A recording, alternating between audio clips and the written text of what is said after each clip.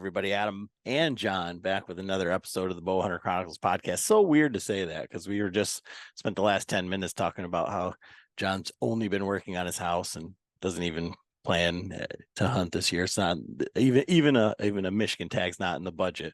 So it was the price of 2x4s went up again, and things are rough over at the Boersma household.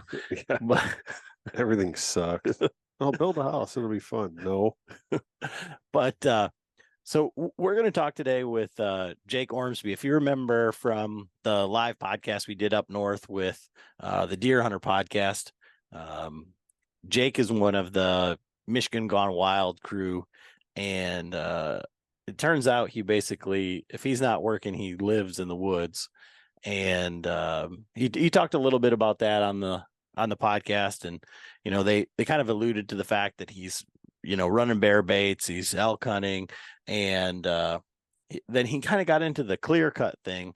And I talked to him up there and I'm like, we need to discuss this a little bit more, like how you go about that.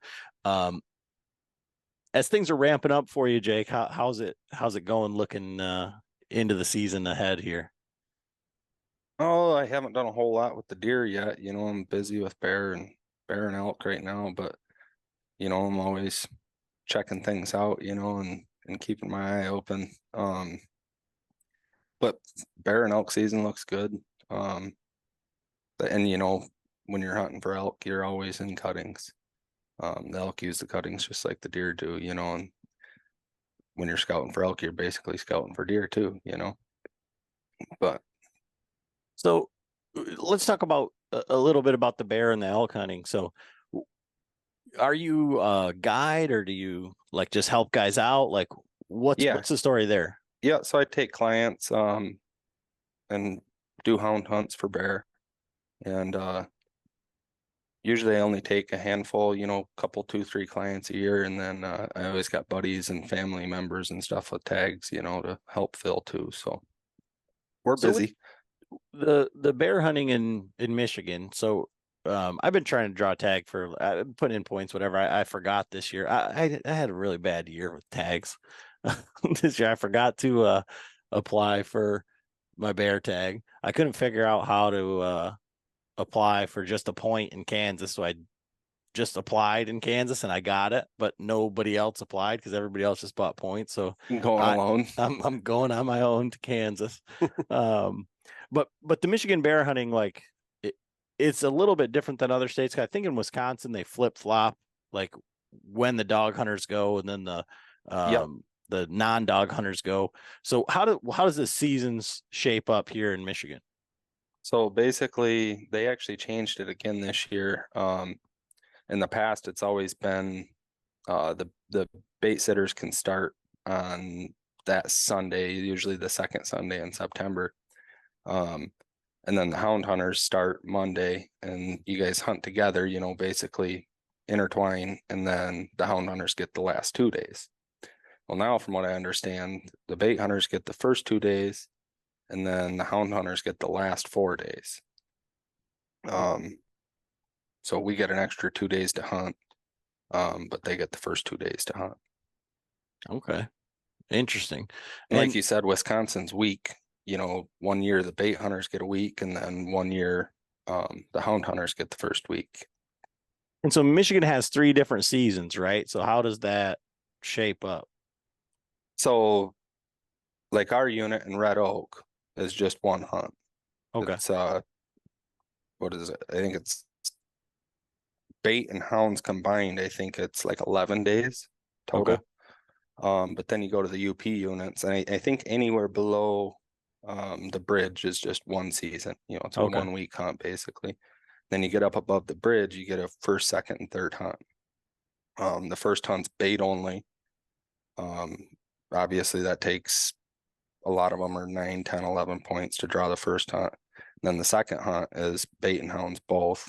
And then the third hunt you can get usually with 0, 1, 2 points, you know. Same thing, you can do either or then too. And how did you get into that? Oh, my whole family's been doing it since I can remember, running hounds. Same And with you, elk guiding too. My dad was guiding elk hunters as long as I can remember, ever since I was a kid, and he still does it, just not as much. And when I was 16, I started doing it, and it's just a lot of fun. what's that process like for, because it sounds like everything that I've heard, and maybe you're the same, but it sounds like it's a lot of private. Right. I mean, so just to clarify, it's all the northern Michigan, like Alpena area, right? So you guys know where Gaylord's at. Yep. So basically Gaylord north to say Indian River over towards like Hillman. You can Okay. kind of draw a triangle in your head there. That's kind of your elk range, Mm-hmm. And the fall hunt is it's a 12-day hunt total, broke down into 3 4-day hunts. And that's basically there's no separate special units or anything like that. It's all Unit X, which is everything outside of the core elk range. So they want to shoot all the elk outside of the core area. And then the December hunt, they open up the core area, break it into 2 sections, and you get to hunt either one of the 2 sections. Okay. And isn't that like a ridiculous draw? Like I feel like I put in for it and you buy the like pure Michigan hunt, but it's like Yeah, 20 years or a lifetime or whatever. yeah, That's if yeah. you It's draw a like the bull or a lottery. cow, whatever. Yeah. Yeah. Your chances are a lot better if you apply either or, if you want to shoot a cow, but I apply bull only, and I don't ever expect to get one, but I think I only know one person personally, like a friend of mine that's drawn a bull tag, and that was when he was 16. What is that hunt like? I mean, so we've been out elk hunting in a couple of different states, and at least I've done it a couple of different ways. Like I ended up shooting one with a rifle, but hunted a couple of different. I hunted from a vehicle, like hunted from a camp, like set up camp, and then we did backpack hunting in, and then when I killed one, it was a spike camp. Like, what is Michigan's elk hunting like?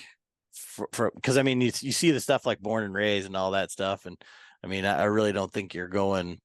There the ability, I guess, to cover that much ground on any sort of public land, or like what does it look Not like? not really. I mean, there is places. I mean, if that's what you want to do, is just get out of your truck in the morning and hunt until dark. I mean, you can do that. But chances are you're going to cross a road before you're going to cross a road you could drive with a truck before you're not going to get that far away from your truck without crossing another road. And there's different guides hunt different ways. There's a lot of ag country, and we don't hunt a ton of ag. Once in a while we'll end up on, so we've got plenty of permission to hunt private land, and big cornfields and soybean fields and stuff. And that's basically, you're locating elk from your truck, parking, getting out, and stalking elk in a farm field. It's not a super tough hunt, and I mean, I say that, but it takes a lot to keep an eye on them, and figure out what they're going from here to here to here, all overnight, and so you got to kind of keep tabs on them. But there's also, a lot of state land.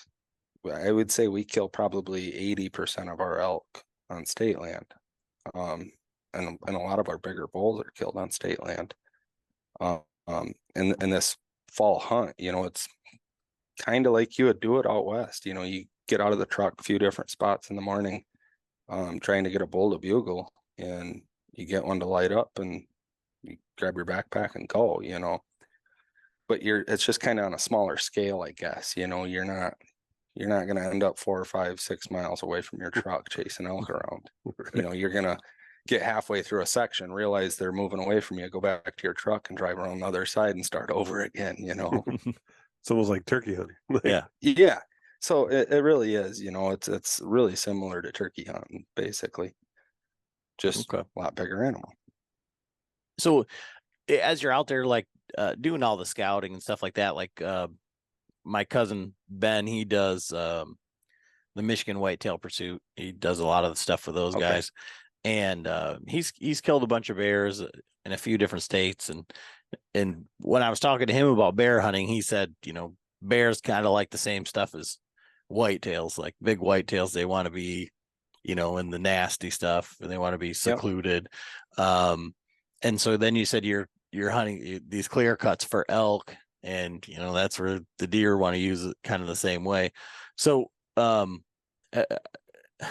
how are you using your information for the bear scouting and the elk scouting, like in the deer woods? I mean, it's all, they all kind of hang out in the same areas. They kind of all use them the same way. I wouldn't say bears as much, but even cuttings for bears, usually, I don't know about your guys' cuttings, and they kind of vary here depending on where you're at, but a lot of them will grow back thicker than hell with raspberry bushes and blackberry bushes. So, I mean, that's a bear's bedroom in the fall or the summer, late summer. Our blackberries right now are just exploding. And I would say the majority of their bears are in the berry bushes, which most of our berry bushes come from clear cuts. Okay. So talking about clear cuts, how do you like view them? So like when you're driving around and doing scouting, and you see a new area that gets cut, or let's say you're going into a new area and you see a clear cut, like how are you scouting it? Because I think for myself, and I've tried, I don't know if I just don't have like the understanding of how the deer use them or whatever, but like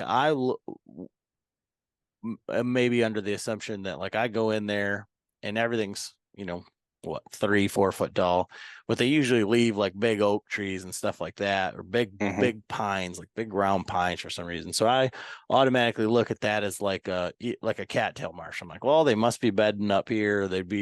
They'd want something to their back. But it's like impossible to hunt, I feel like, with a bow unless you're going to hunt on the ground. So I get in there, and I guess I don't ever find really the sign that I'm looking for. So I just kind of move past them. And then, 2 years later, they're 10 feet tall and they're thicker than shit, like you're talking about. And then it's like, well, really now what do I do? So like, how do you view like these different ages of clear cuts, and like, how do you break them down? The first couple of years, like a brand new cutting, say for an example, they're cutting right now in August. Come deer season, there's not going to be a lot there. Not much has had a chance to regenerate between now and August. If there's grasses growing in it and stuff like that, then there's a chance they'll use it for feeding. But say a clear cut that they cut last December, in the middle of the winter, they cut it. That's going to be prime for this deer season. And basically you're looking at that cutting as a natural food plot, basically. It's basically a ag field,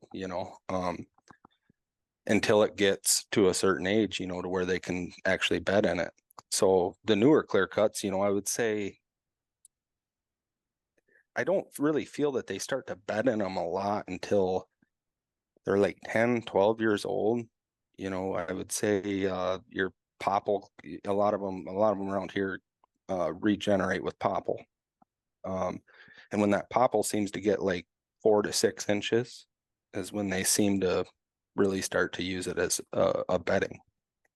So there's kind of a dead space in there. Once you can't hunt that as a food source anymore, it takes a few years before they're going to start bedding in it, so if I'm looking to hunt over a clear cut and hunt it as a food source, then it's going to be like 1 to 2 years old.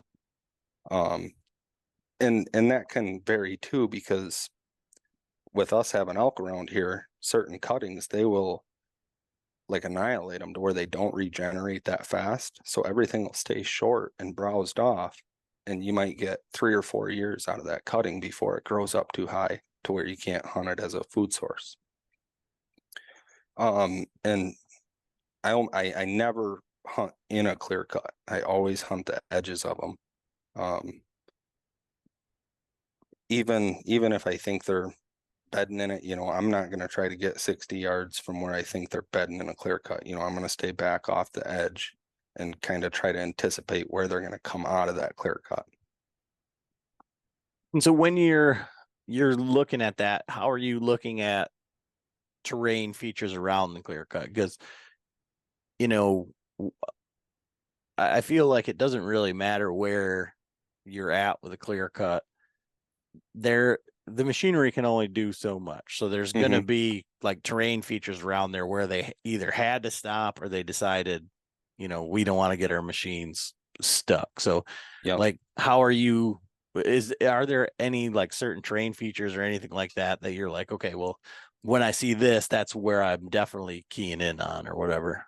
So when you see the cuttings, a lot of times, some of my favorite ones, they'll butt up to a big, nasty, thick swamp. And like you just said, they can't cut into that swamp. And then they'll cut a strip, between that and oaks, so you have acorns on one side and a swamp on the other side. And then a lot of times, they get to the points of the swamp where the swamp will come out and make a point, and they'll leave that point there, and that's guaranteed that deer are going to come out on that point. So it's like a natural terrain, like you did basically like what we do normally.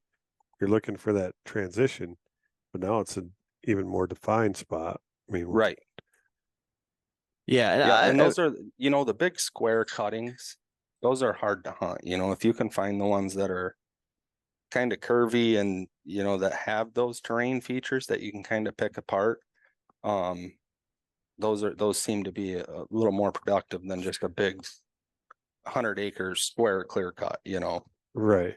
So that's what I'm like picturing in my head. Like, well, there's clear cuts that are just like what you're saying, just yeah, it's a clear cut, like, yeah, okay, we're gonna clear this section. And then there's the ones that are around the swamps and stuff that we used to hunt, up near my property. And yeah, then it's like they can only cut. They have to go with the terrain. You still have the ridges and stuff, and then getting down into the swamp. Those are ones that always produce. I mean, they're still doing it. Like where me and my brother killed a bunch of bucks. But yeah, those are my. If I can find a clear cut with cedar swamp, nasty thick swamp on one side, and oaks on the other side, and that clear cut separates between the two of them. I mean, you look for those points and those, just any type of transition, for those deer to cross. I don't know if you guys seen the frozen trigger buck, the one that my trigger froze up on.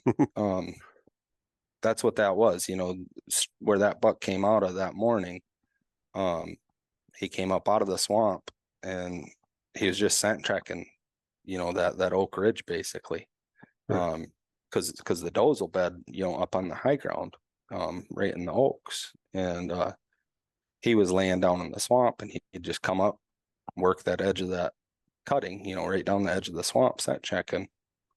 And that's what that was, just a narrow cutting that kind of curved around. And that's kind of, I was set up right on a point where that swamp comes out, that swamp come out to a point right there in front of me, and he came right off from it. So aside from like e-scouting and saying, okay, you're looking on the map and you say, well, this clear cut is just a square clear cut. They took out a whole bunch of school pines or whatever. There's nothing there. And then you're looking and you say, okay, this one's got some of the things that I'm looking for, right? So nasty swamp, maybe creek or something behind it, got some points, got an irregular shape. How are you scouting that? So when you go there, like, what are you looking for? And I mean, other than like, okay, there's a point there, I'm going to sit there because, that's where they're going to come out. What's making you say, okay, I think there's a good buck in this area, or this is where I think the does are? Like, what is it that how are you breaking down that area? So you get on those points, and, if there's a buck using that as a travel corridor to come out onto that point, he's going to leave sign there. There's going to be a buck rub one, two, or three of them, right on that point. And then actually across the cutting too, once you get those 1-2 inch popple whips, you can kind of follow their route of travel through them cuttings by their rub lines, just on those small popples. And I always, you almost have to give them a little bit of your, like if you try to hunt a cutting, like for instance, where I was sitting there where that deer was bedded in the swamp, if he'd have came out anywhere but on that point, if he'd have came out down further, he could have winded me, so he was only, I'd say probably 100 yards off from being downwind of me. So when he came out of that and worked down the edge of that cutting, he had the wind in his favor. And that's the only time he would come out. I had him on camera other days, and a southwest wind, he had come out and worked that edge with the wind in his nose. And that would be, the wind blowing off from the oak ridge down into his nose. And so how important in that sort of situation, I mean, it sounds like you knew what he was doing on the particular wind, so you kind of had an idea of like what you're going to be able to do. But with these big clear cuts, and I'm thinking like specifically maybe more for bow hunting, right? So you're going to have to get quite a bit closer. And with the clear cut, and so I'll reference something that the guy we were hunting with in Idaho said. He said, "There's nothing to be gained from walking across an open area out, like when you're hunting elk or whatever." So access on these. So if you have to get to this point on that wind, and the deer's down there, but maybe the way that you would normally access is like through the middle of this clear cut or somewhat of an open area. Like, how are you accessing these things to get close on a big, kind of wide open? And like I say, the one I was just in the other day was like all that like scrub oak that's like 3-4 foot tall. And so like, okay, I can hunt that tree, but how do I get there, nicely? Yeah. Like I said, I don't walk into the cuttings. If I have to cross the cutting, I won't hunt it. If I can't kill the deer from the edge that I'm walking into, and somehow snake my way down that edge to get set up, then I think you're wasting your time more chances than not. Yeah, like I said, I'm just trying to like picture it in my head, like, Yeah.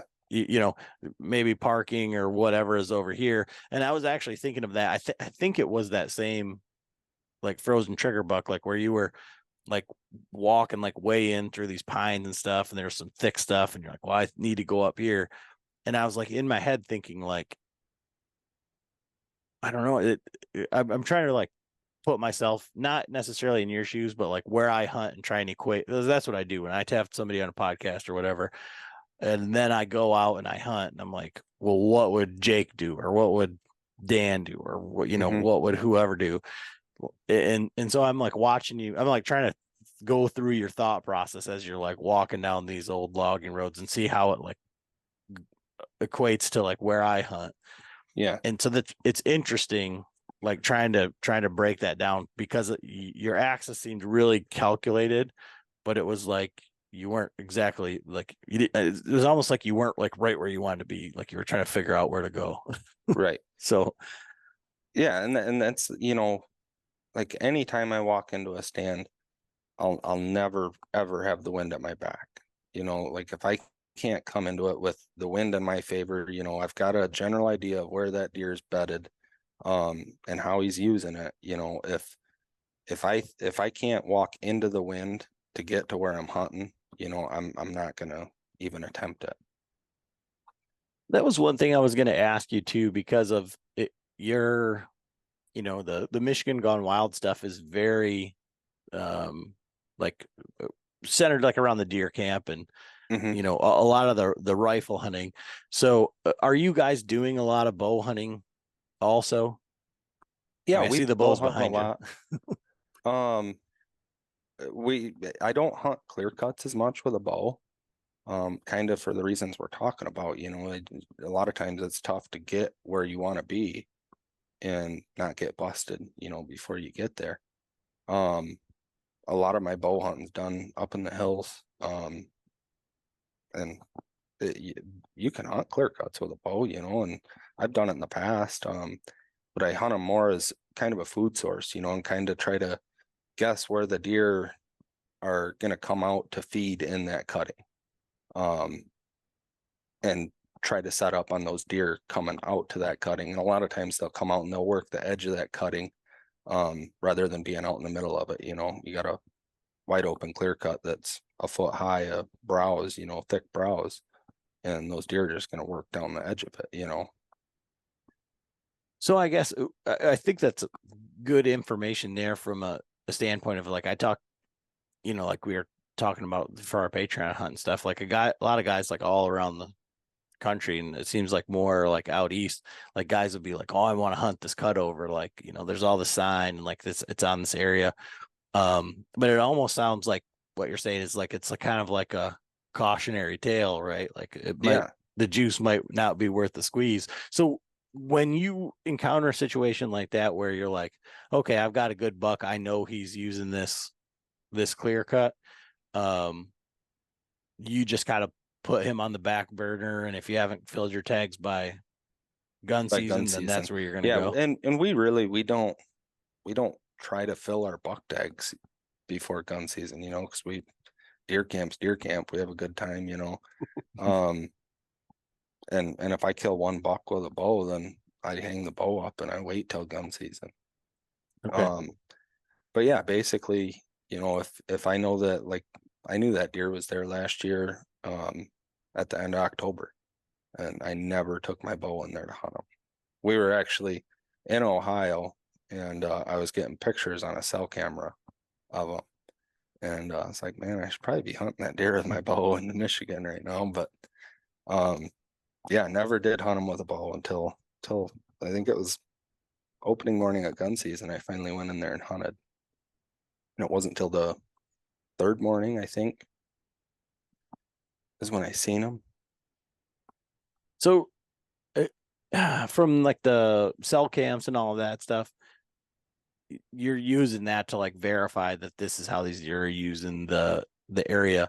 Did you already know like where that deer was bedded? I mean, are you focusing on like specific beds, or you're just saying I'm using these terrain features just to verify like what I think, and then the camera's telling you this is what's happening? Yep, that's pretty much exactly what I did. And I don't know if it's on any of our content or not, but there was a video of me going in there and scouting that. And actually, I found that cutting in elk season. There was a couple bulls using that cutting, and I went back in there in the fall, and it was late. It was like the third week of October, last week of October, something like that, just before November. So I had an idea, of how it was set up, and had an idea that a buck might lay back on that swamp. That swamp's not real big. It's kind of it kind of just dead ends. It goes maybe half a mile the other side of the cutting, and then it just kind of dead ends, and there's a little bit of a high knob right in the middle of it, and you could see that from the map. You could see there's a high knob back there. So I had a good idea, that there could be a buck using that to bed on. And I just set the camera up, figuring he would work that edge of the cutting. And sure enough, he showed up within a couple of days of setting the camera up. And when I walked in there, there wasn't a ton of sign, as far as mature buck sign. You wouldn't have like, I wasn't super excited about it. I seen just enough to tell me that there was a buck there, but I didn't know whether it was a 2-year-old 8-point or what it was, but a lot of times, you're just looking for browse too. If you're not seeing like a browse line, or where the deer are browsing on the forage in the cutting, there's probably not a lot going on in it,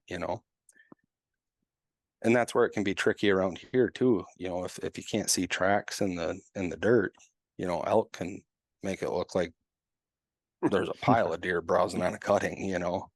But you kind of just gotta use your head a little bit, you know, and look for tracks and make sure it's deer using it and not elk. But And so in the areas that you guys hunt up there, what is there for pressure? Like where you're going, like on where, and it seems like where there are difficult spots, like the where you killed the one deer, where you said you backpacked some blind in there, like yeah, took like this blind is like it looked like, I don't know, it was like a hard walled blind that looked like pretty Right. substantial. so I built it out of 3/4 inch by 1 inch was the frame, and then it was 1 inch blue board, foam board was the shell of it, and built all the wall sections and the floor section separate, stacked them on top of each other, strapped them onto the top of a canoe, and canoed the blind back in there. And so, like, again, that seems like pretty remote. But Yeah. are you guys seeing much pressure, like in the areas that you're going? So like that particular area, I've never seen anybody back in there. There's guys that hunted out closer to the roads, and it just makes it that much better. You know, the deer just seem to get pushed there. But we hunt higher pressure, you know, for instance, that the frozen trigger buck, you know, there was 4 or 5 guys hunting around me, and I knew where I scouted it out. You know, I found all their pop-up blinds, and that kind of played a role into where I hunted too. You know, I knew where this guy was at, this guy was at. And honest to God, I think that buck came out and actually winded the guy that was upwind from me. It didn't really seem to bother him that bad. It's almost like he knew he was there, you know. But when he came out, he kind of tipped his nose up in the air and he just turned and started walking right down towards me. And that's what I was wondering, just from a like leave them be type thing. It's like I feel like around here there's a lot more, I don't know, sense of urgency, like that someone else is going to kill that deer or push him out. And I don't know if that's like a normal, like everybody's a, you know, paranoid deer hunter, like, oh, somebody's going to kill I'm going to shoot my him. buck. Yeah. You know, that But you sort got of to thing. think So just like wondering. 90% of people probably are just going to mess it up. You know, like 90% of people are probably just going to mess it up. A 3.5 or 4.5-year-old buck on high pressured public land. He got that old for a reason, you know. Right. If it's somebody that knows what they're doing and they kill him, great, you know, they deserved it. But you kind of got to put into perspective, you know, where's that deer gonna go? You know, once these people start walking in the woods, where's he gonna go? Like that spot was perfect. You know, there's just enough swamp there, and it was just nasty enough that I could just about guarantee nobody wanted to walk through it. And it was just surrounded by giant oak ridges everywhere. And there's people everywhere in them oak ridges. So, you know, where's a good deer in there gonna go? He's gonna go to that little spot that he feels safe. And he's gonna come out when he thinks he's safe. So other than that right there, like what you just said, like self-proclaimed, right, world's worst bow hunter. So I'm the guy that messes it up. So like for you, when you see these other guys setups, when you are saying, oh man, that's where somebody would want to be, but this is why I can't be there. Like, what are your keys or the things that the most common mistakes when you're scouting around and seeing these other guys setups, or that you see other people who aren't a guy that knows what he's doing, right? What are the most common mistakes that you see? Most of them are just like in random spots, you know. It's like I can't even figure out why they're sitting there. You know, I come across somebody's blind and it's like I stop for a second. I'm like, what are they doing? I don't. And maybe, you know, I'm sure they had a thought process on why they were there, but once in a while, you know, you'll be walking through and you'd be like, oh, I see what's going on here. This guy, he's got an idea of what's going on, you know.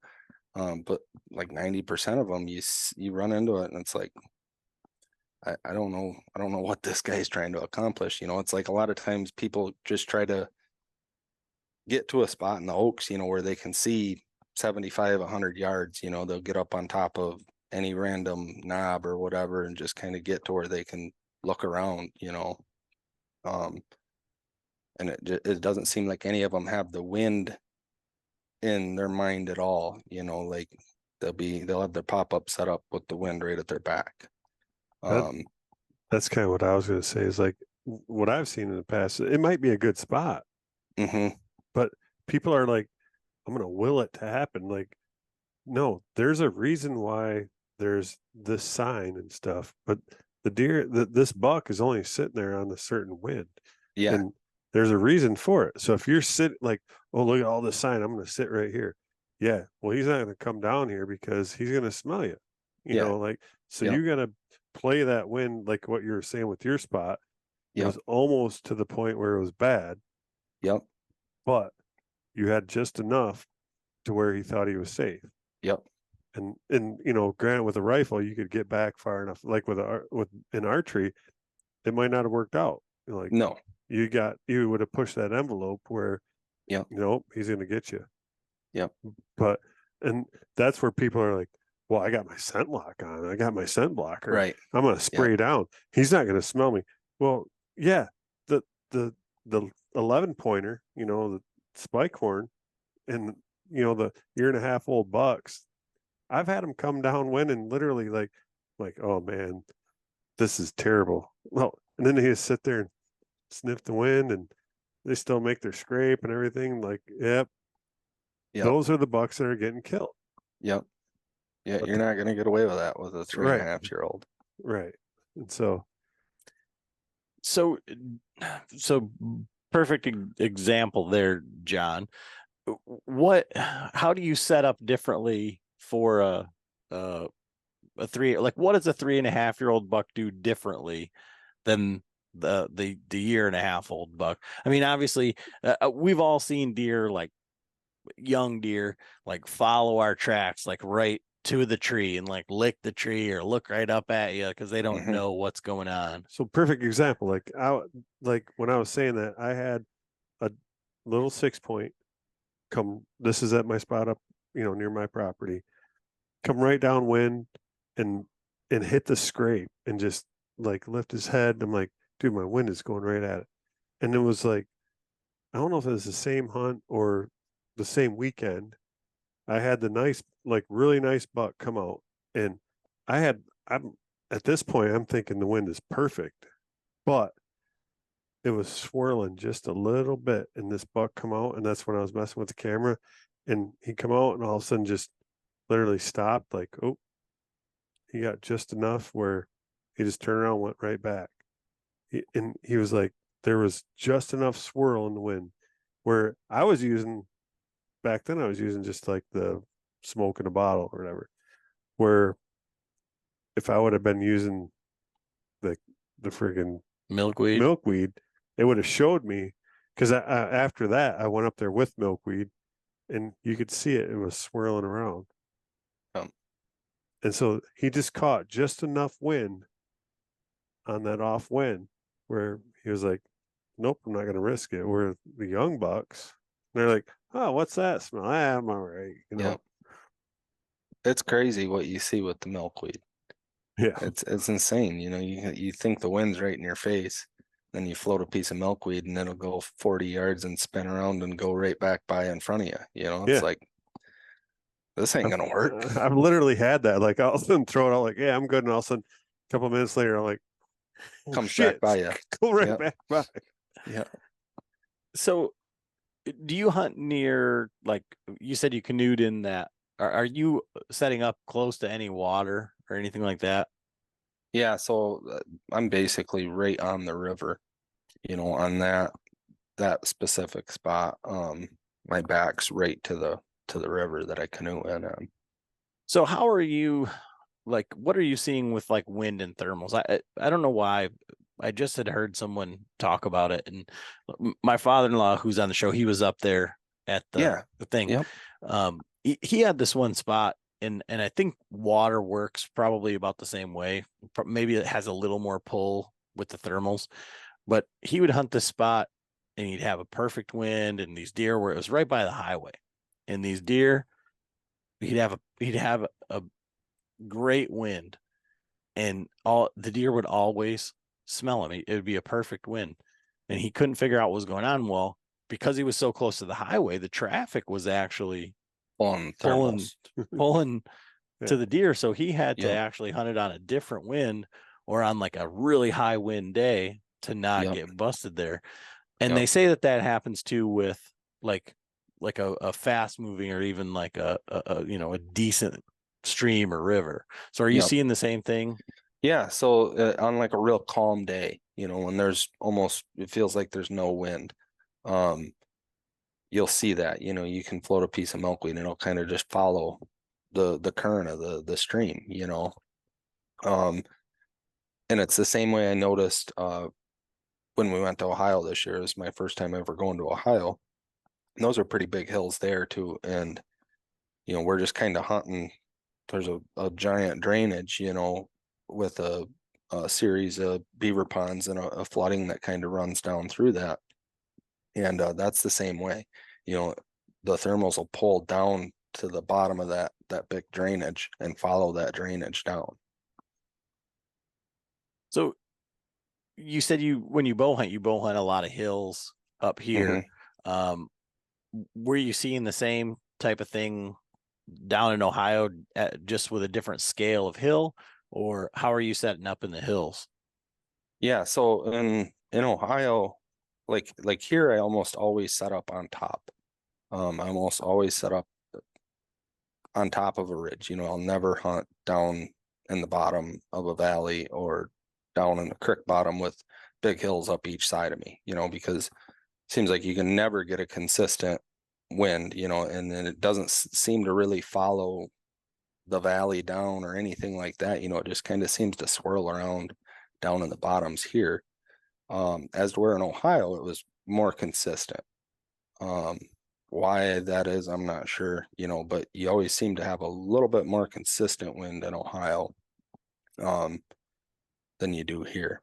You get up on top here, and usually you can get a consistent wind. It might not be consistent with what you had when you left your truck.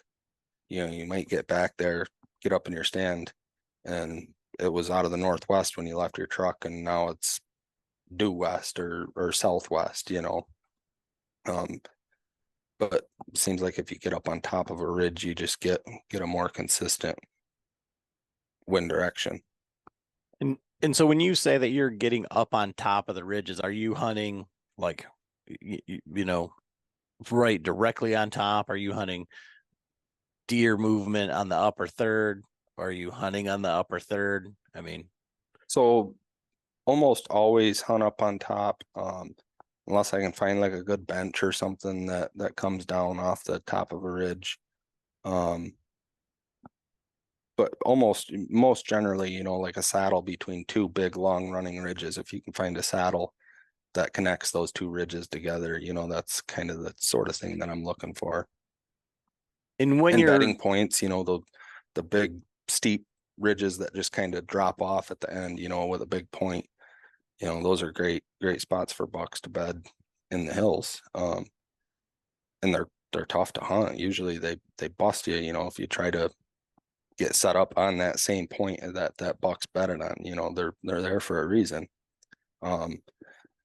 So I'll kind of try to stay back off from them a ways. And you get into late October, early November, and I've actually watched bucks, lay down on them points, one ridge over from me and tend to doe, in the first week of November,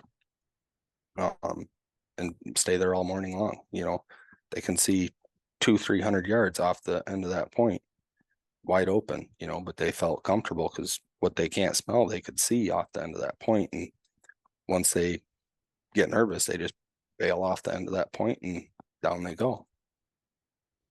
And so when you're hunting those ridges, are there other, so you'd mentioned some saddles and some points and stuff like that, but are you looking for I mean, if we were to ask AI, right, how to hunt the hills, they would say, okay, well, here's the points, and then there's going to be an oak flat, and then you're going to see some buck sign, and it's going to get thicker near the points, and the steeper, etc.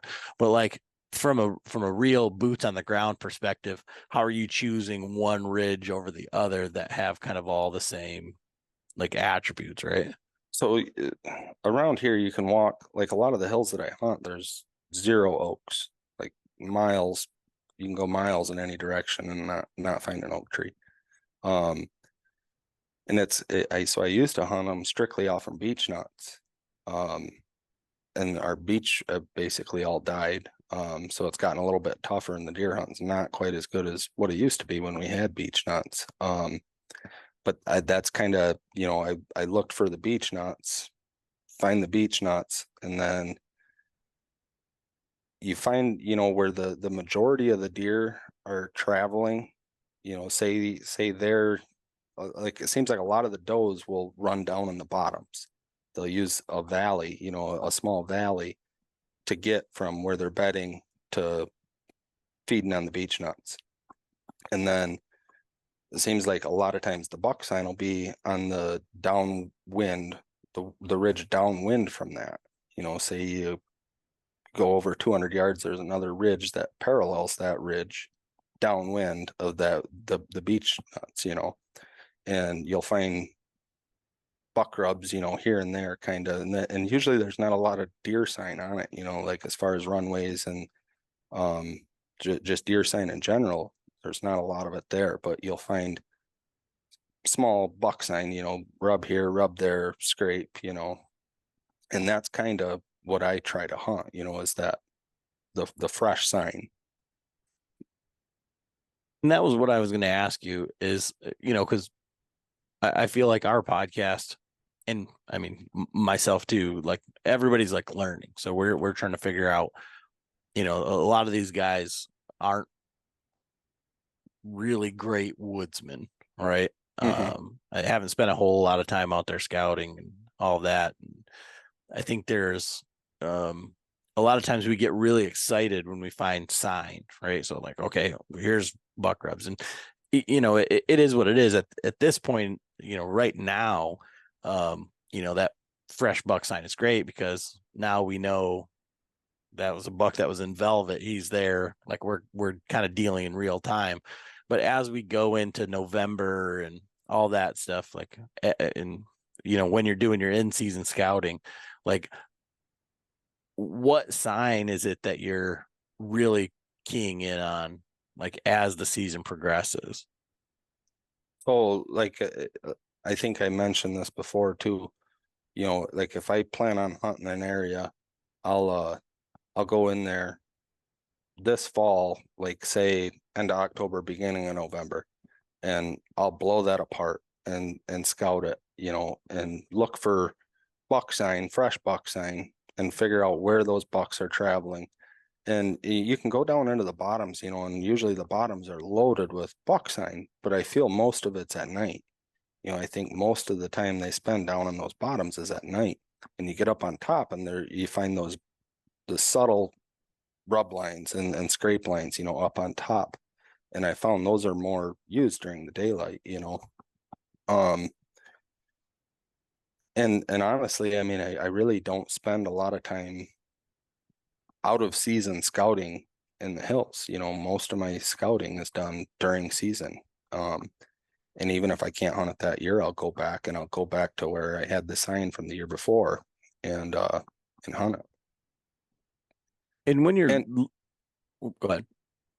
It's trial and error. You can try to put a pattern together and it might work, it might not. You might think you've got it figured out and hunt 10 different spots, and it just don't work, and then all of a sudden you find something that works and you just try to repeat that. So is everything that you're hunting like rather remote? Because I'm just trying to think about like around us, like where there's any hills or ridges where we could like, not saying that you're not telling me the truth, but just kind of validate this and go in and say, okay, this is what Jake's talking about. Like, here's some hills and here's some little buck sign like up on top. Like, let's check that out and see, like, throw a few sits at it, throw some cameras. But the only places that I can think have a lot of like traffic. So like, might not be people, might not be hunter traffic, but there's other people that are using this area, for other means, right? So Yeah. how much of that, like, are these ridges just strictly like barren public land, nothing out there, or like how much human intrusion are you seeing? Yeah, it's pretty low pressure. The hills that I hunt are, it's pretty remote. I would guess so is what it is it's walk-in access only. Everything's gated off outside. It's probably 3 miles across from road to road where you can park your truck. So you can get in a mile and a half and not cross a road, and a lot of guys, they'll park on the road and they'll hunt back in 400 or 500 yards. And I'm not saying that it doesn't work. There's definitely opportunities, and I've killed deer, 300-400 yards from my truck. But yeah, that particular area that I'm hunting is pretty low pressure. You can get away from people pretty well. Especially during bow season. I very seldom hunt those hills in rifle season because it's a madhouse, where I've got the woods, what feels like to myself, in October and early November.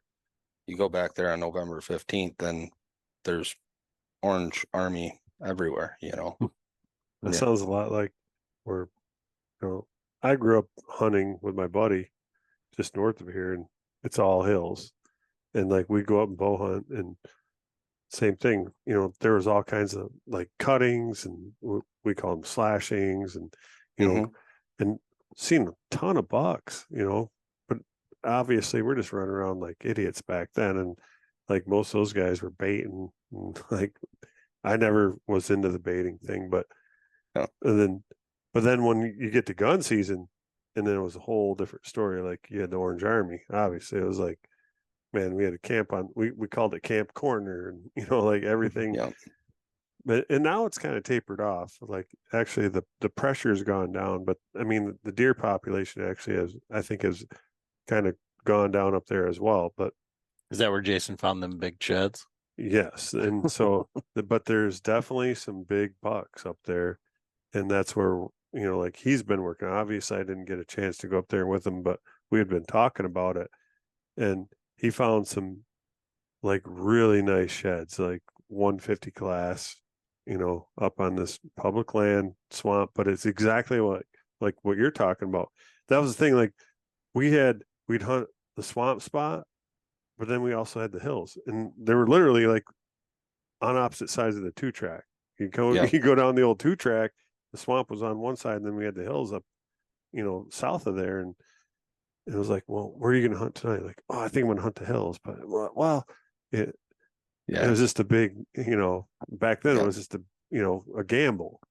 But now we're like, he's starting to figure it out finally. I'm like, that buck is in there.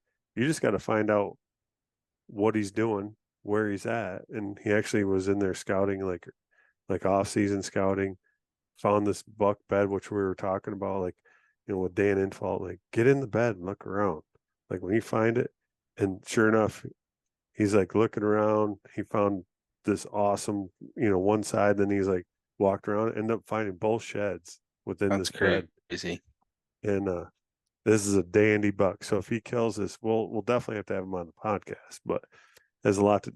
I mean, everything you're talking about with these hills and the swamp, that's like, but it's a ton of pressure. Like I've been sitting there. My son and I were sitting there one year, and all of a sudden we hear this noise. It's a mountain biker down the hills. Like there's a lot of just non-hunting traffic in the area. Yeah. But deer get used to it. I mean, yeah. But Yeah, and that's why I was wondering, and because it's like everywhere that I can think of in my mind, like there's always, we think of public land as like, okay, well, we can go hunt there and all this stuff, but like other people think like, oh, I can go hike there, and I can. John and I were sitting in a freaking turkey blind the one year, like in the middle of nowhere, and here comes some hikers just bebopping Cruising by, along. like, Yeah. Like, oh, hey, hey. like, Yeah, I so don't know how much state land you guys have, but like up here, there's so much state land, and over the years, I've kind of figured out like where the random people that come up here to hunt state land, they kind of flock to, like there's certain areas that you go to every year and it's just loaded with people, for whatever reason, people flock to those areas and they're good, it's good deer hunting until they all flock in there. So you kind of figure out, year after year where the trucks are parked, and who's hunting where, and there's these pockets of state land that, you find hardly anybody hunts them, do you think that do you think that those spots that you find where hardly anybody hunts them, that the deer, because you said all these other spots there's good deer hunting too, is it just easier deer hunting because the deer can be more deer? And I'm not saying that any hunting is easy, but that the deer are just more predictable in those types of and I think situations.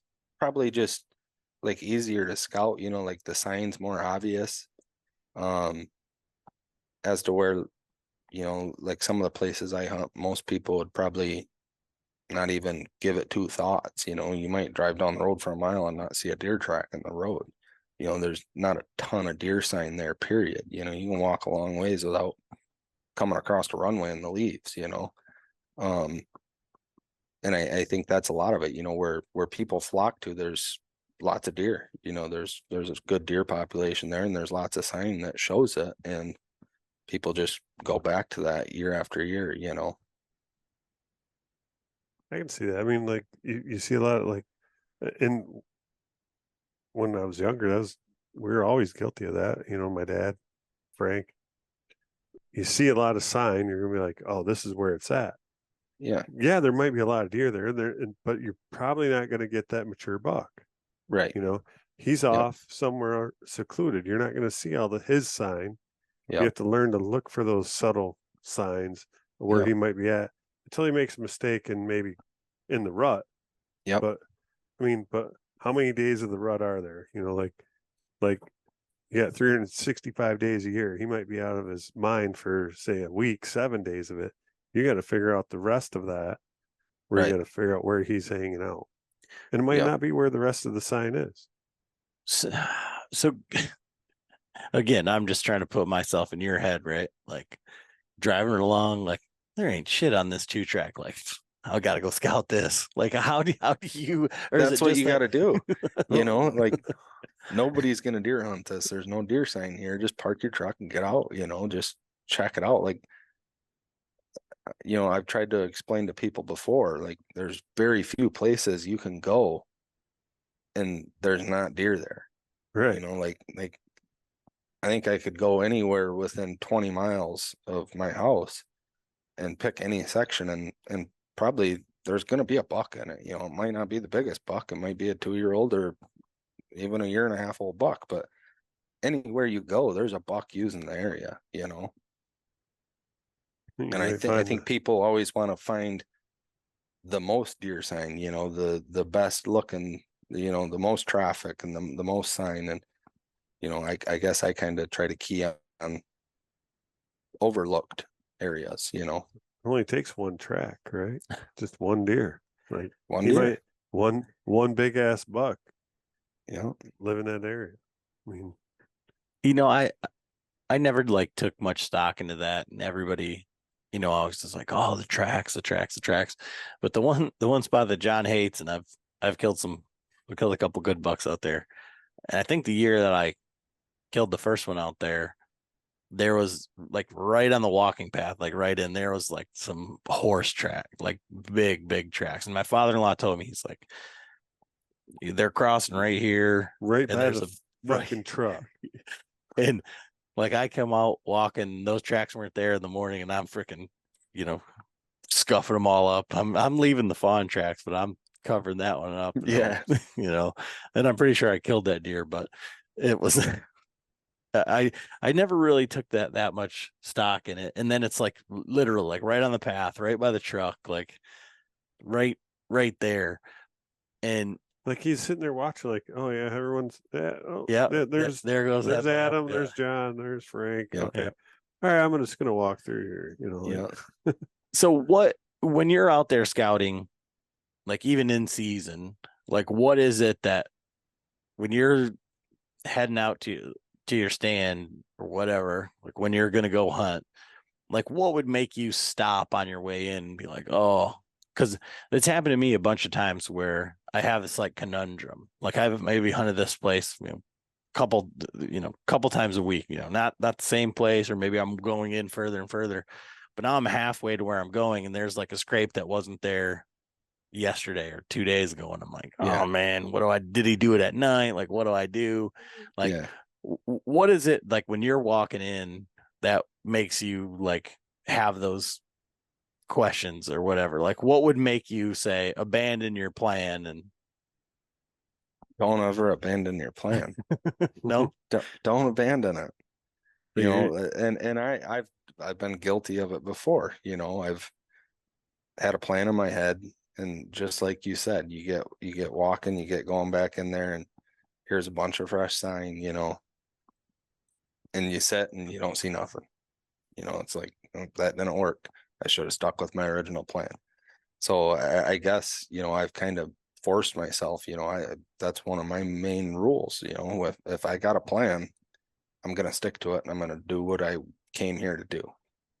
think the I key guess, is- if I was just randomly going in the woods to hunt, blind, I would pick, hot sign, hot buck sign over anything.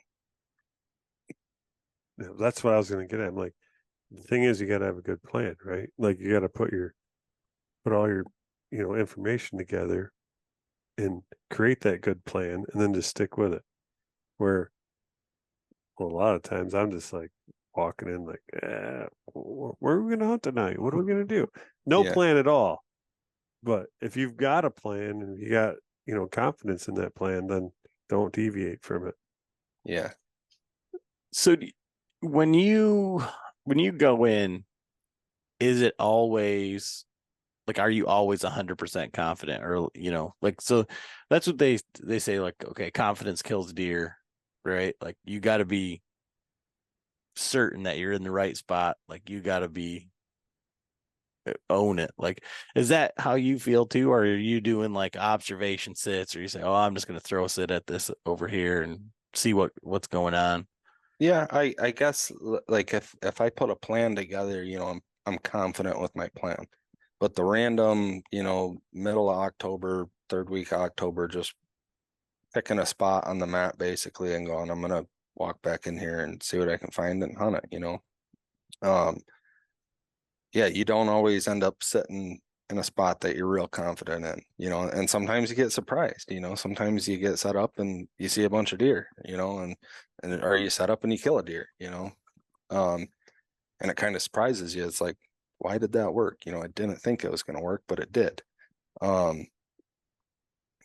it goes both ways, you can have a great plan that you're super confident with and walk in and it doesn't work at all, But I mean, I guess that's the thing, is like, did it not work because the plan was bad, or just the deer weren't there that day? Like they just right did something else. I mean, they get a say too. They didn't read the script, right man. yeah and I guess that's why we keep doing it, you never know. Is the thing about it is, like, especially on public land, you might have these a buck pinned down, whatever. Look, I mean, everything looks great.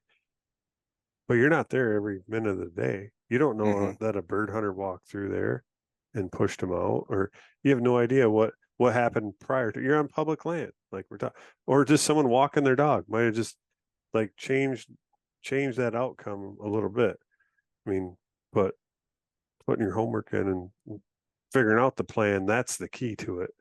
So when I went to Ohio this year, where I first started hunting, I was super confident, like 100% confident that I was gonna kill a good deer where I set up in that area. And the sign was insane. You know, I was long ways back in. There wasn't any recent sign of human. But I could tell there'd been people in there earlier in the season. And I hunted that I think the first 3 days and saw one deer in 3 days. I'm like, this ain't working. You know, I gotta do something different. And I ended up, you know, hunting an area where there wasn't near the amount of buck sign. And the thing is where I was set up, like I would have picked a big mature deer to bed there over where I ended up actually seeing a bunch of different bucks. You know, I'd have picked them to live there. You know, it was thicker, kind of rougher country than where I ended up, you know, seeing deer and having should have had success. But yeah, it blew my mind. You know, I was super confident where I started, and it just they weren't there. You know, they were there, and then they just seemed to be gone. You know, never bumped deer going in that I knew of. You know, never got busted that I knew of. It was like dead. You know, all the sign in the world, but just wasn't going on there. So for for as much time as you spend in the woods, right? And like for what you see and what you key in on, for guys that aren't confident in like their ability to scout, or they don't necessarily, you know, they're going out there and they're listening to podcasts, they're watching YouTube videos, they're reading everything that they can, and they're trying to put it all together. Like, what would you say to them as far as like to help them build their confidence? Like, what is it that they should be, I guess, aspiring to do, right? Because I think even exactly what we just said, right? You go in there and it doesn't take very long to become disheartened if you've never killed a deer, you don't know what you're doing, and nobody's there to show you, Mm-hmm. right? So what would you say to those guys?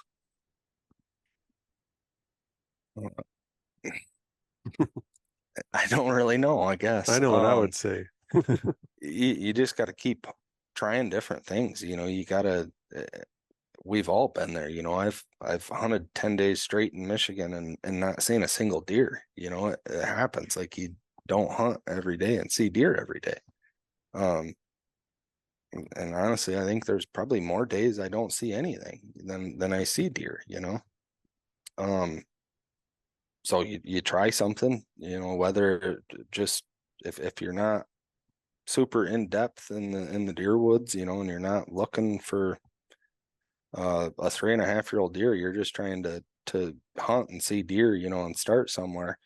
You know, I would start simple, you know, and like if I'm going into somewhere that I've never been to just hunt a place, you know, I'm looking for, if all else fails, you know, I'm gonna find the edge, you know, a transition somewhere, you know, like a overgrown cutting that meets hardwoods, or where swamp meets the hills, you know, and just hunt that edge, you know. And sometimes you're super surprised. There might not be a lot of sign there, but you set up and you might see 5-6 deer, you know. John? What I'm going to say is it's like this. I mean, everything on YouTube, social media, whatever. You can, I'm building a house right now. I'm doing my own plumbing, electrical, all that. You can look and listen to every video there is, podcast, whatever, but it's never going to like trump personal experience. So there's no easy button. That's what I'm saying. It's Yeah, like, yeah. absolutely. So the podcast, like our podcast, all these YouTube videos, they can help like trim off that learning curve. But the only real thing is going out there and having personal experience and knowledge is I still go out and be like, man, what the fuck? What, you get discouraged, whatever. But then you gotta think back like, okay, well, this has happened to me before. So, but you can listen to everything that you can listen to Andy May, like everyone that's killed all these big bucks and everything, and try to put that in. But if you don't have that personal experience, you're not going to be able to, just go out and kill a big buck every time. It takes that personal knowledge, and you got to put the time in. There's no easy button. Mm-hmm. Yeah. I guess in a roundabout way, that's what I was trying to get at. You just gotta do it. You gotta put your time in. You gotta put your time in. In our podcast, and like I was saying, in the YouTube videos, that'll help like cut that time down, or that learning curve down a little bit. But nothing is going to take so here I can build a cabinet, right? I can watch a video on how to build a cabinet. That's not going to make me a freaking amazing carpenter. I mean, how to like trim something and just like figure out all those little intricate facts and stuff on how I do things. Yeah, they're going to shorten that curve, but they're not going to make it easy for you. I mean, or like where you're going to all of a sudden, because everyone would be perfect at everything at that point. I mean, right? So, Jake, what do you think about, like, how do you feel about like the YouTube and social media from like what John is saying? Like, because I think, you were focusing on like big bucks and thing, like you're not going to be able to just go kill big bucks. I think there's so many people out there that, see a YouTube like what you guys do, and, you're seeing a whole bunch of little bucks and you're shooting and you're talking about 3-year-old, 4-year-old bucks, like you're not killing 2-year-olds. I think so many people get it in their head that it's like that's all you ever did. That's those are the only deer you've ever killed. Just you started out like big bucks, right? That's the whole thing. Yeah, if you're just starting out and you're trying to target 3.5, 4.5-year-old bucks, you're gonna get beat up real quick. You're gonna get discouraged. You're gonna get discouraged very quick. I've killed a pile of 2-year-old bucks. I don't even know how many. Even at that, like, so say you put all this knowledge together, right? And you find that big buck. Guess what? You're probably going to miss him, or you're going to wound him, because you have, it's just like, you got to get some under your belt. Like, just like me, like, I'll admit it. Like when I got out elk hunting, I'm like, I practiced, I did everything, I did all my shit. And all of a sudden this 6x6 comes in and I freaking shit my pants, like completely. It's like, my buddy that didn't do no prep, whatever, he comes out and he shoots this freaking cow elk, 40 yards right through the heart. Like, oh yeah, she's dead right over there. Like, right. Fuck you. Like, but that's the thing. You got to go out and get your own experiences. You got to get some info of your own. Learn how to hunt. I mean, our podcast, everything helps, but it doesn't take the place of actual go out there and learn it. Yeah. And I think, I don't know if what your experience was. It sounds like, you have a family of like pretty serious hunters. John does too. I've hunted my whole life, man. Like bow hunting, like I got my ass kicked. Like it took me, I think it took me 9 years to kill a deer with a bow. And like I did it I shot at a lot of them. Like it wasn't like I wasn't getting opportunities. But I think people like adult onset hunters or guys that start like later in life, they don't realize that like at 12 to 14, 16 years old, if I didn't have like a gun in my hand, like I was out like not seeing deer, spooking deer, like dropping shit out of the trees, like, but I didn't have this like adult pride that was like, oh, I'm a hunter, like I'm good at this, right. I think that's maybe what social media has like drained from people, is that like it's okay because I'm a kid. Well, I'm not a kid anymore, so I'm supposed to be at everybody who's my same age's level now. Yeah. Did you see the funny video like Bo Jackson with Tim Wells? Hmm.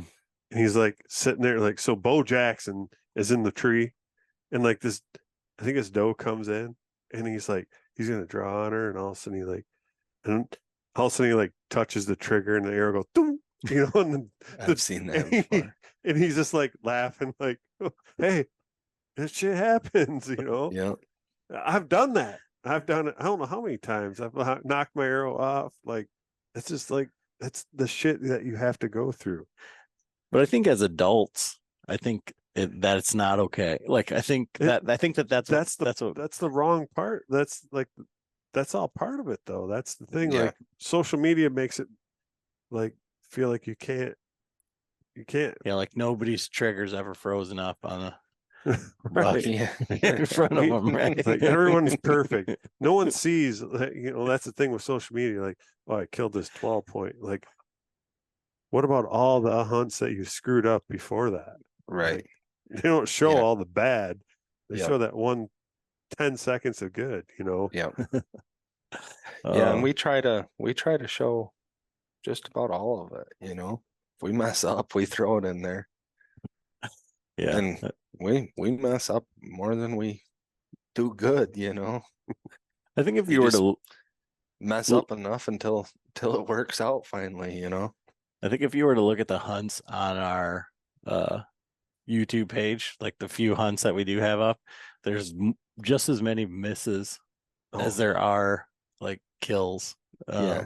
And There's so much it isn't video by design. That's the thing. Like, there's so much video footage of mine. Like, I mean, I think I've deleted a bunch of it, but I don't think I've ever even posted a deer hunt.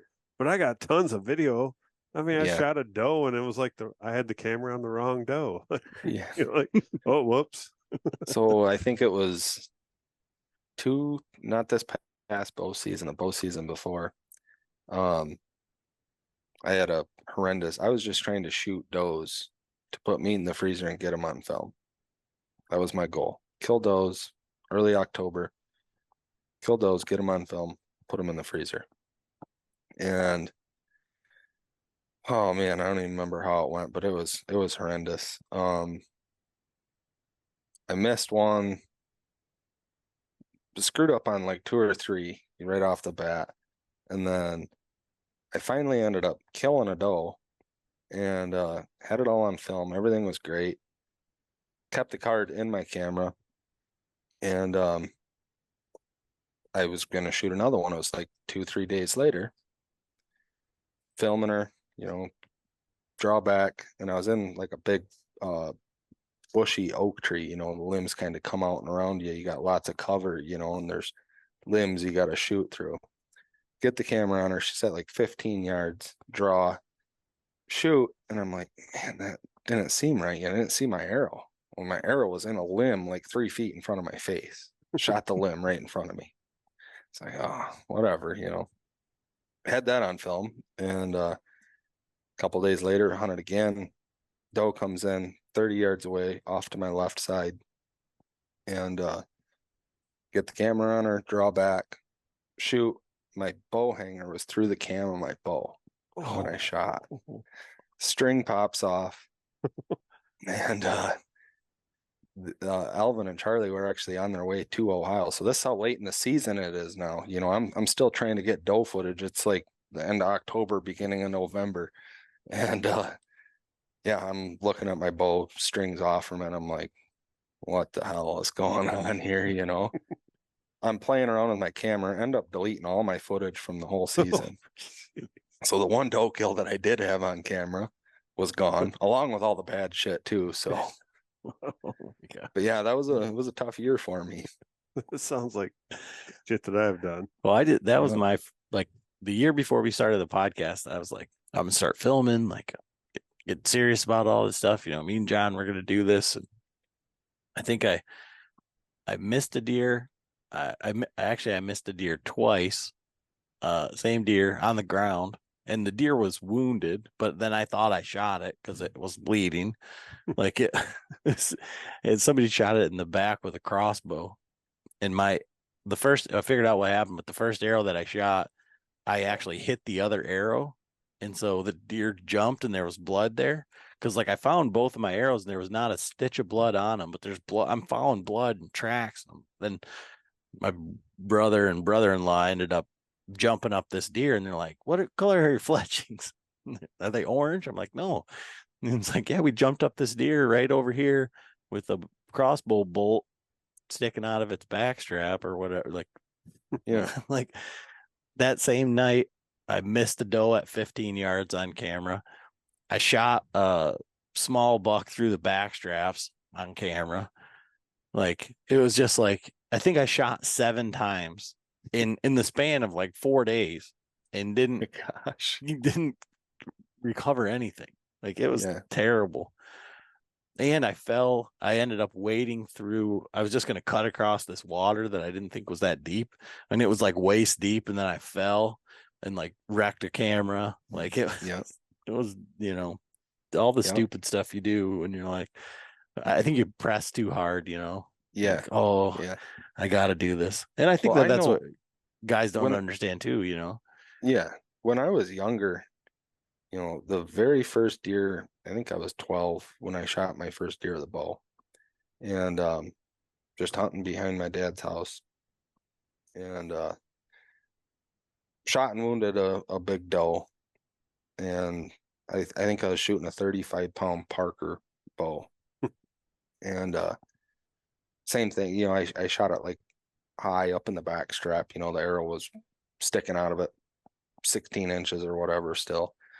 Never recovered that one. Next morning, I shot a little button buck, probably 70 pounds, soaking wet. And I watched that one tip over, almost missed it, ended up hitting in the heart, almost shot under it. So I shot high the day before, so I was kind of a little hesitant on where I was aiming and almost shot underneath of it. But after that, I went years without missing a deer with my bow and not or wounded one. Every deer that I shot at with my bow for like 4 or 5, 6 years, I hit and recovered.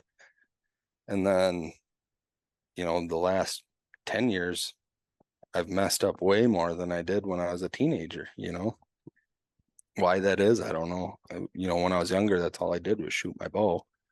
And I shot and shot and shot and shot, but I think that's what like keeps you coming back though. Like this is just me, and I mean it's obviously a testament to it.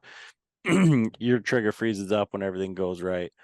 I killed the elk with a borrowed rifle at 270 yards, come back home and missed 2 does inside of 100. One of them was a bow shot. It was like 30 yards I missed, with my own gun.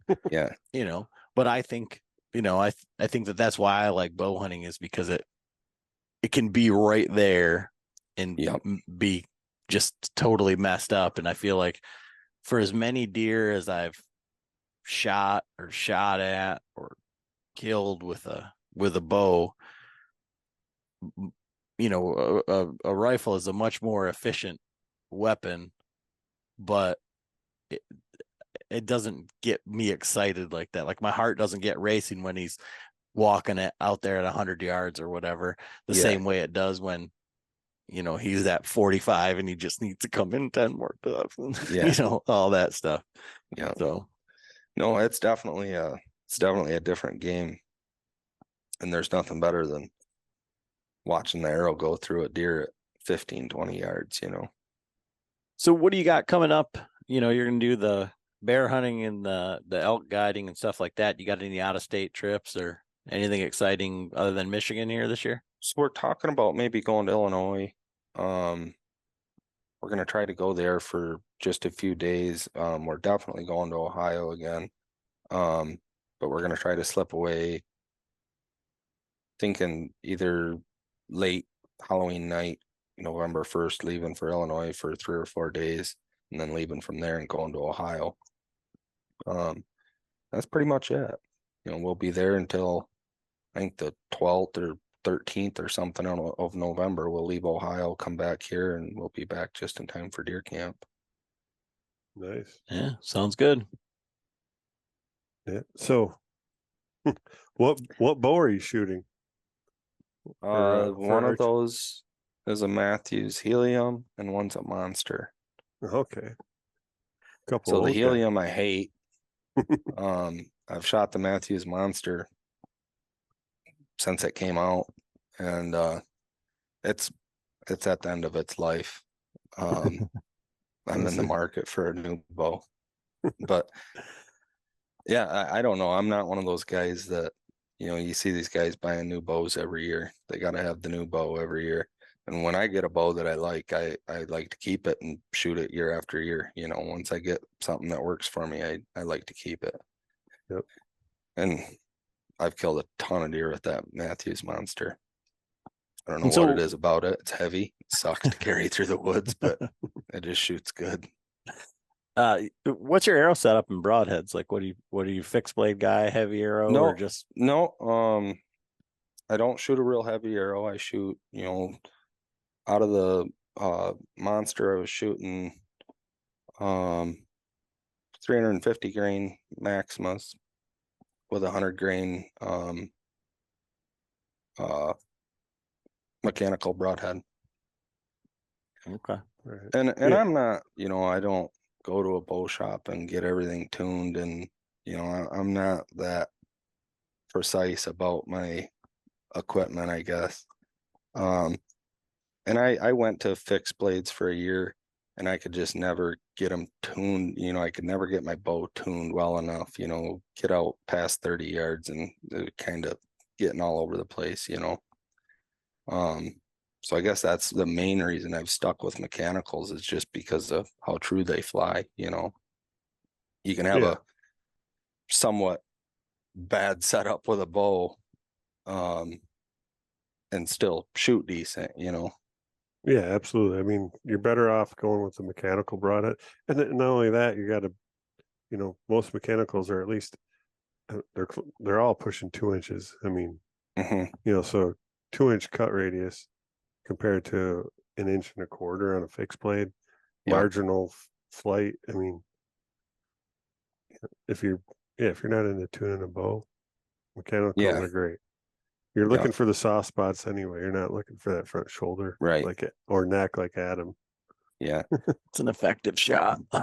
Yeah, I played with it a little bit, and I don't know. I've never gotten that deep into bow tuning, and I just buy arrows off the shelf, put a broadhead on them, shoot them, and kill deer with them.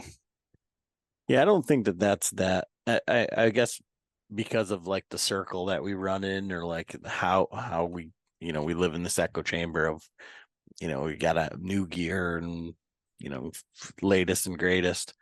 I think that there's a lot more guys out there that are killing a lot of deer with their old Betsy, like. Well, that's the guys that are really, I mean, like all the guys that we have talked to, guys that kill a lot of big bucks and consistent, they're not worried about their bows. They're more worried about finding out where the deer are at and how to get to them. I mean, that's the thing. It's like, but they're also like, kind of like what you're talking about. They're used to that equipment. They're used to Old Faithful. It's not going to let them down. They're not going to go and get a bow that they're not familiar with a month before season. They're going to be, they're going to be shooting something that they're consistent with, and that they got the faith in. So I think I've owned 4 bows my entire life. I started with a Parker, went to a Mission by Matthews, shot that, killed a bunch of deer with that, and then I got the Monster, and I pretty much hunted with the Matthews Helium last year, and that bow's gone. I don't like that bow at all. It's funny because I just set up Jet, my son. He just came up yesterday to the house, and I took a break, and he's using my old Hoyt RX1, which I put new strings and stuff on it. And we were shooting that yesterday, and I was like, man, that thing just shoots. It just feels so good. It's loud and clunky compared to like my new bow, but like that was that's probably my favorite bow of all time. That old RX1. But yeah. So if somebody draws a unicorn elk tag in the future, or they've got questions about clear cuts or hills, or they want to see some of the hunts that we're talking about, like how do guys get a hold of you, or where can they find like your stuff? On Facebook. Yeah, I got a personal Facebook page. They can just get a hold of me there, message me on Facebook, and be happy to answer any questions anybody's got. Well, and what is it? So Jake know. Ormsbee. Jake? Okay. Yeah. And then the videos are on Michigan Gone Wild. Right? Yep. On the YouTube channel. So, well, thanks for coming on with us. And like you said, you had 12 minutes before you know your season really kicks off here. So really appreciate you taking the time and coming on and talking with us. Absolutely. Anytime. All right. Thanks, Jake. See you guys.